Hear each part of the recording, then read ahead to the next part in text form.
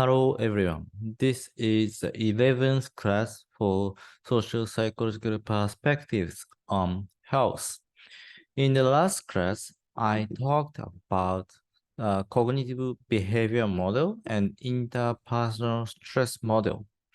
And then it seems that these two models and then these psychotherapies based on these two models work well to improve depression and mental health. However, closely looking at the evidence supporting these models suggested that, for example, in the cognitive behavior model, it argues that it changes cognitions and such changes should improve mental health. However, the evidence shows that cognitions change after the quality of life improves. So it seems that the cause and effect, the uh, order of cause and effect seems opposite. Like it seems that quality of life first change and then cognition change.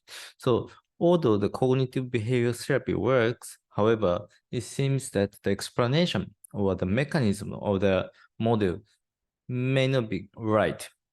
Also, interpersonal stress model. So yeah, interpersonal stress model argues that people, the well-being of people can be deteriorated because they cannot develop good interpersonal relationships.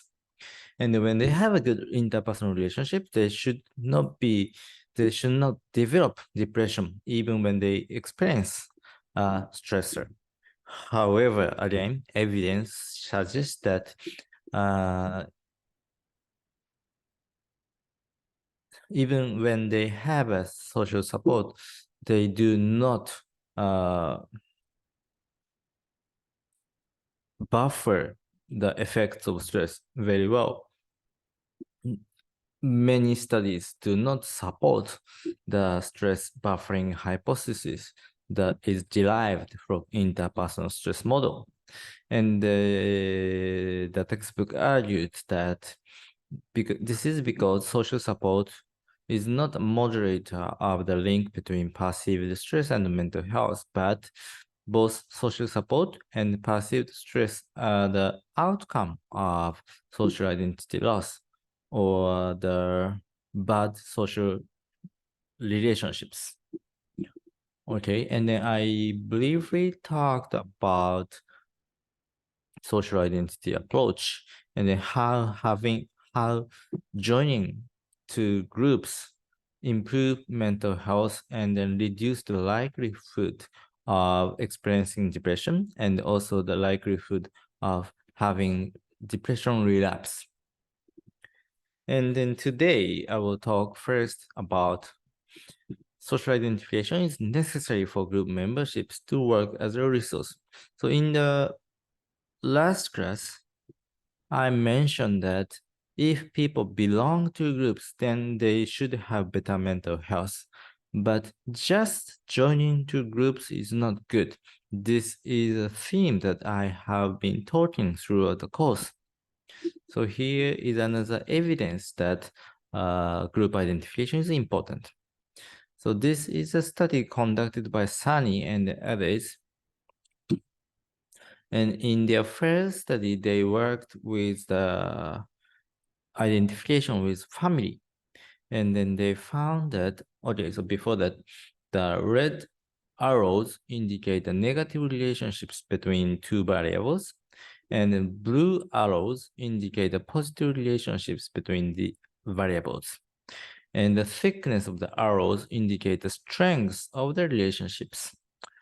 Okay, and as you can see, for example, education is negatively related to depression and stress, and then positively related to life satisfaction.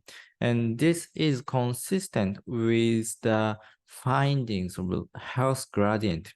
So when people have higher status, they tend to have better health and mental well-being. Okay. However, the Sunny and his colleagues found that family identification had a stronger associations with depression and life satisfaction. Okay. And age was not related to depression, life satisfaction, or stress. And then importantly, contact with family members and relatives once in 2 weeks was only weakly related to life satisfaction. So maybe if you can think this example, I think it should be easier. Let's say you see your family members a lot in a week, but what if you do not really feel belonging to your family? In that situation, even if you meet your family members so often, that contact with your family members would not have much impact on your depression or life satisfaction. However, if you strongly identify with your family members or family itself, then based on what we have learned in this course, you can expect that it should be negatively related to depression and positively related to life satisfaction. And this is exactly what this study found. And in study 2, they did a study with an army unit, and then the study 2 showed similar results. And even more strongly than the study 1, army identification was the only predictor of depression and life satisfaction. Okay, so in study 1, education and contact with family members also predicted depression and life satisfaction. However, with army identification, they found that it was the only predictor of depression and life satisfaction. Also, army identification and contact with other members predicted job satisfaction. So not the overall life satisfaction, but when it comes to a specific job satisfaction, both army identification and contacts predicted the job satisfaction. And also rank and age did not predict any of the above. I think this is pretty important given that in study 3, we learned that there is a health gradient over job status. You know? So if people in a higher status, they have a better health, and every step upward, every upward step in a rank or in a status is related to better health. However, after accounting for the effect of army identification, this rank was not related to depression or life satisfaction. Okay. And then these studies suggest that the more people belong to groups, and the more strongly they identify with such groups, the merrier their life would be. This is called as the more the merrier hypothesis. Okay.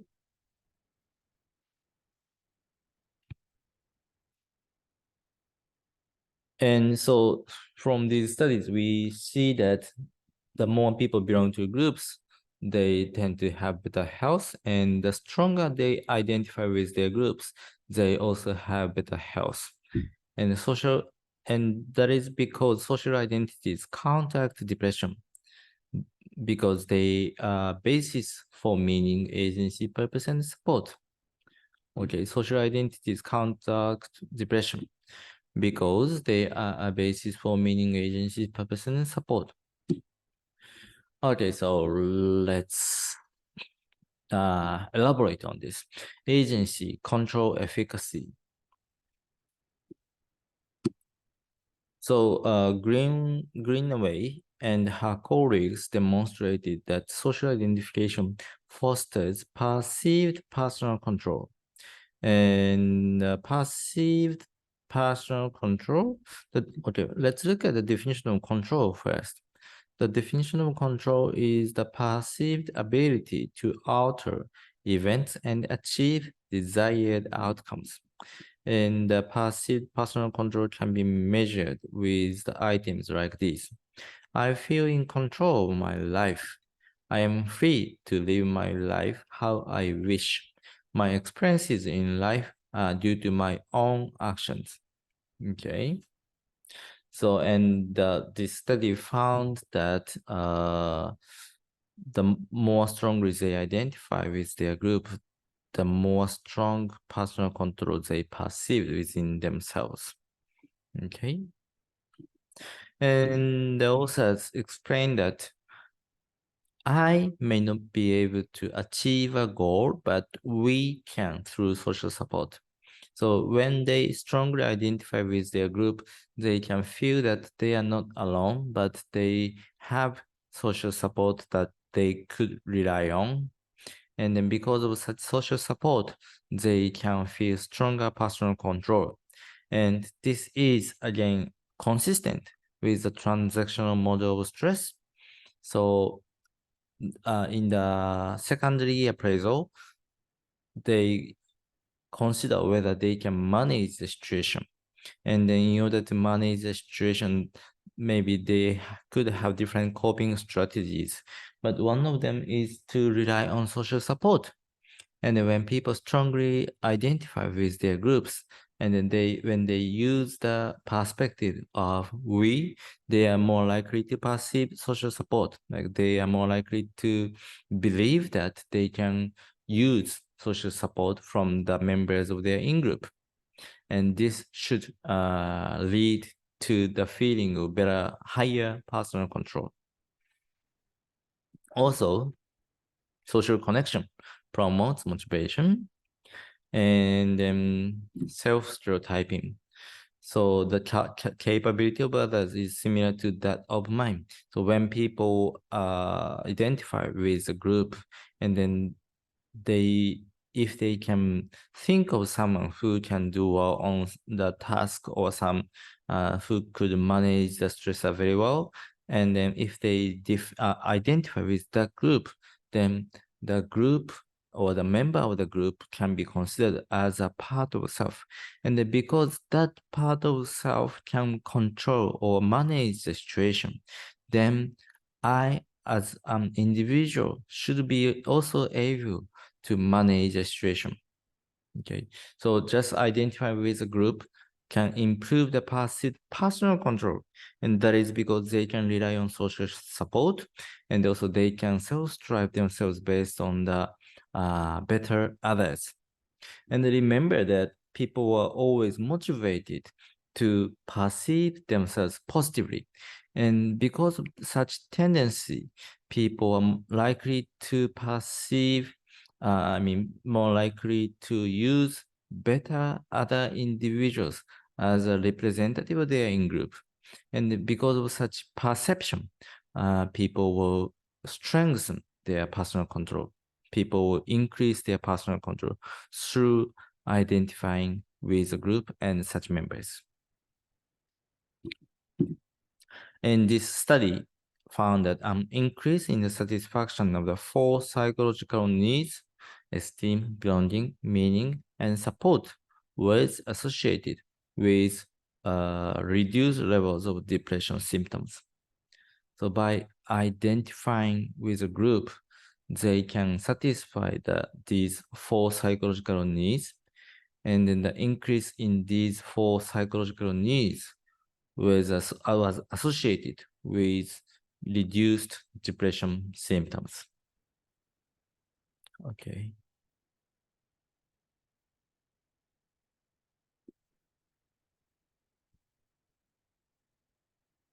Okay, next, social identities structure depression-related thoughts and perception.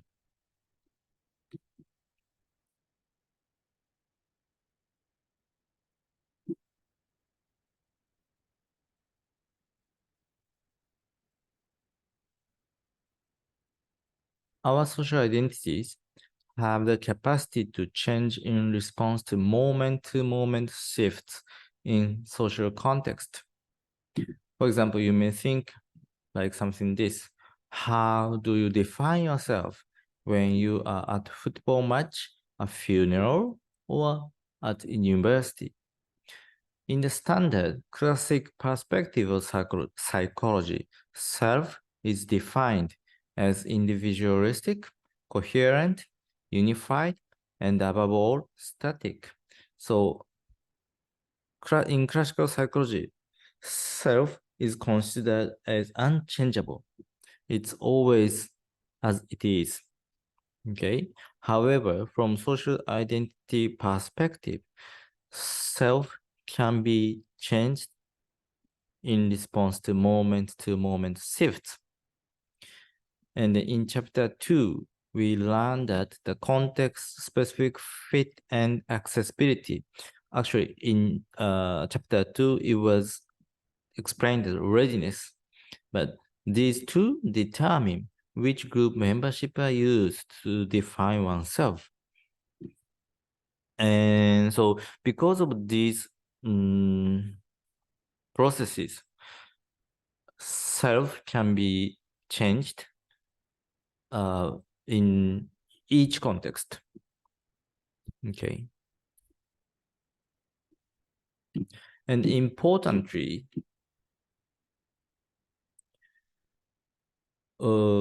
cognitive behavior model argues that how we think about ourselves determine our thoughts, feelings, and behavior.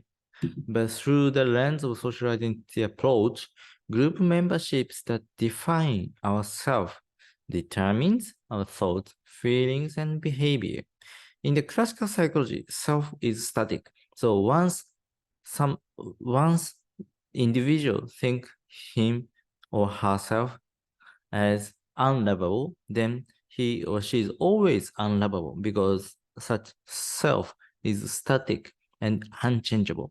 However, because self can be defined in response to moment changes in social context, how they think about themselves can also change. And because of changes in thoughts would lead, the feelings would also change and behaviors would also change. Okay. And in the figure, this kind of illustrates how the lack or loss of social identity influences our thoughts, feelings, and behavior. So when we lose social identity, we will lack meaning, purpose, and direction. And this is because, as I said just before, social identity gives us meaning, purpose, and direction in our life. And then when we lose social identity, we also lose social support. And this is because social support is most effective when it comes from in-group members. And if we lose social identity, then that means that we lose the most effective social support. And because of the loss of these two factors, we will have negative thinking about the self, the world, and the future. I do not deserve to receive social support, and the world is not is a terrible place, and because of that, it would not give me help. Okay. And then the loss of social identity would also lead to the lack of belonging, sense of community.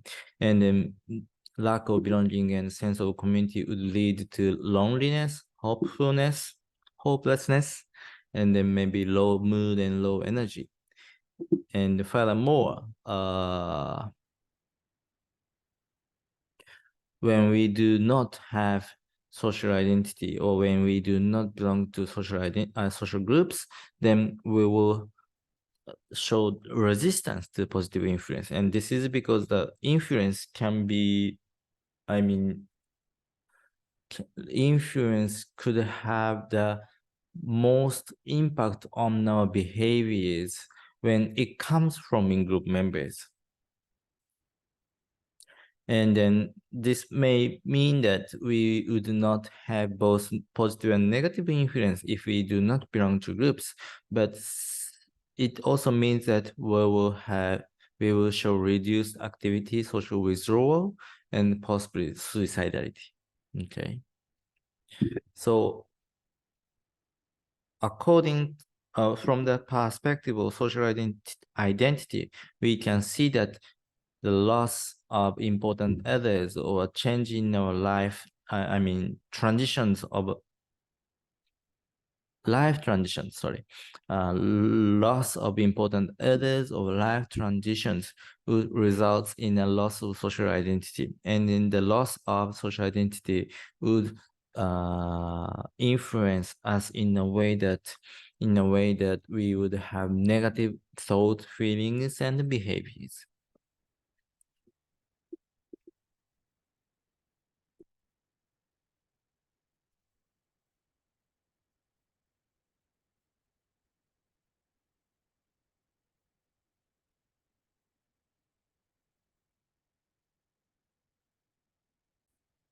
And to support what I just had said, there is a evidence. Oh, sorry. Oh,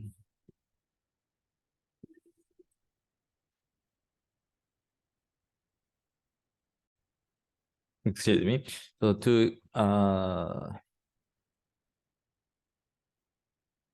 there is a study supporting what I have just said. The more groups they belong to, the less they show depressive attribution style.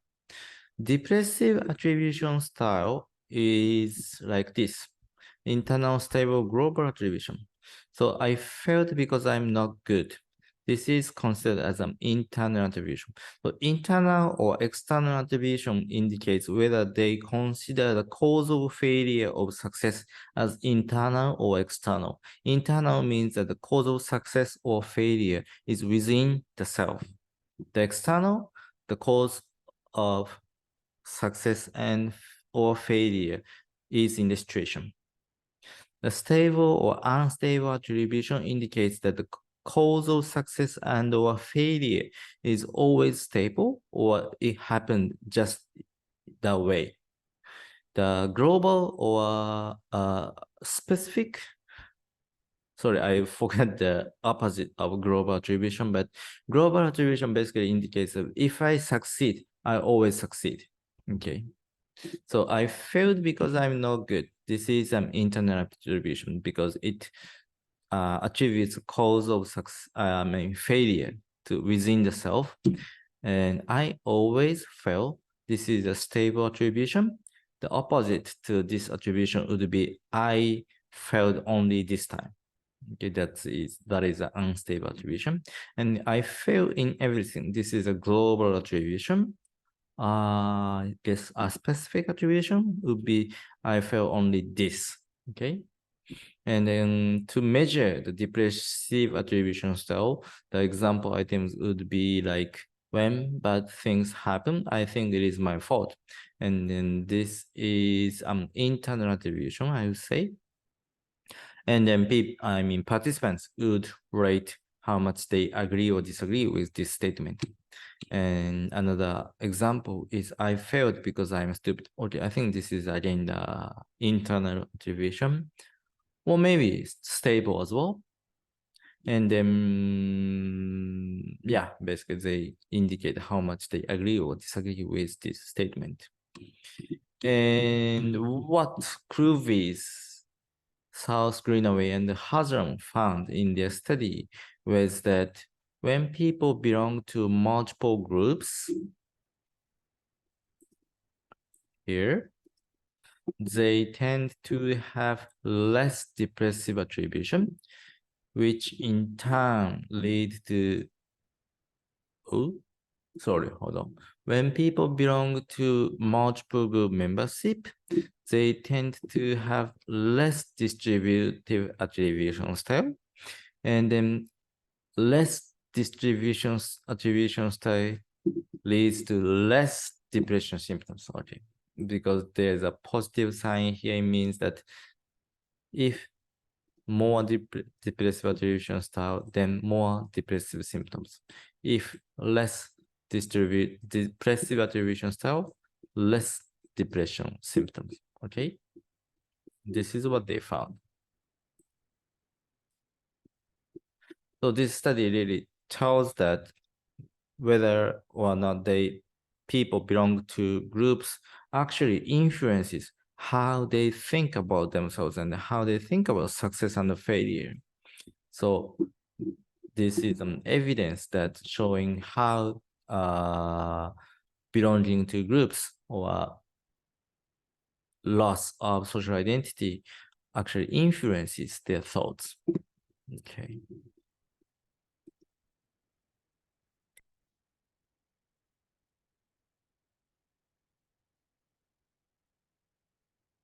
And social identity also shift attention and focus. Depressed individuals have a self-focusing style such that they tend to focus internally, that is on their personal selves following failure. So this means that they are more likely to make internal attribution. However, salient social identity shifts attention away. And this is because when I, as an individual, fail, the responsibility of failure is on myself, right? But if we fail, like many people in our group, we fail, then the task was not good. So in this case, the attribution is not internal, but instead external. The task is responsible for my failure, well, for our failure. You know, we may have different levels of skills to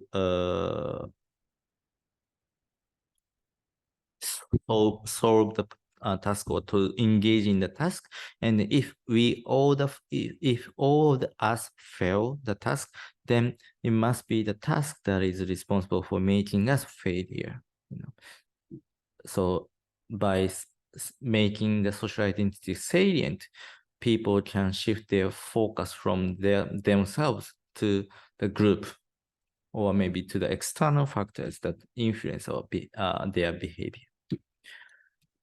And several studies also show that social identity improves collective self-efficacy and personal control. This is what I have said before with the study by here, okay?